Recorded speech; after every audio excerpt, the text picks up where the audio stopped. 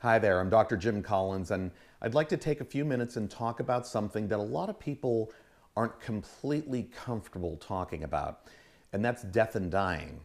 But I'd like to talk about death and dying, especially in senior care.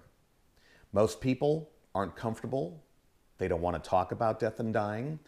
Even if you're a healthcare professional and you're used to dealing with death and dying, you still might be personally unsettled by it. And I completely understand. Death and dying isn't necessarily one of my favorite topics to talk about. And I, as a gerontologist, really never did talk about it all that much. I focused on wellness. But I'm talking about it more these days.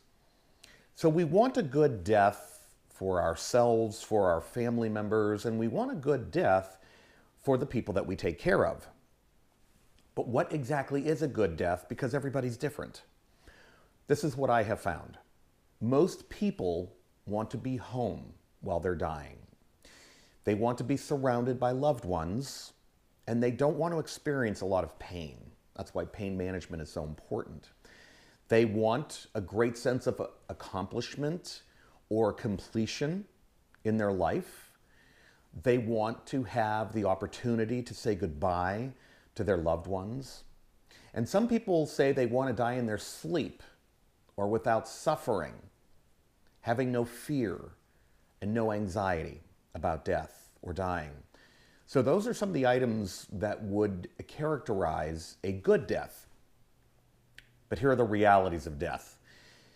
Fear. A lot of people do fear death, and there's a term for it. It's called thanophobia, the fear of death.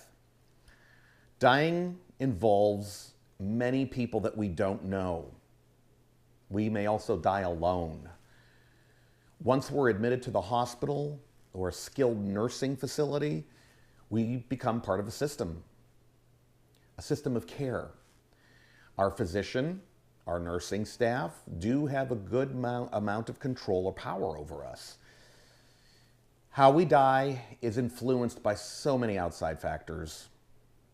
And sometimes we may have very little to no power over them. It is therefore critical that healthcare professionals do absolutely everything they can to provide a very peaceful and dignified death. So I have a lot more information in an article that I wrote, and it's posted on my blog. You can follow the link below to check it out and read the article. If you're a licensed healthcare professional and you'd like to obtain CEUs on death and dying and other topics related to it, follow that link for CEUs. Thank you for spending time with me talking about death and dying. I appreciate it. My name's Dr. Jim Collins, and I'll see you soon.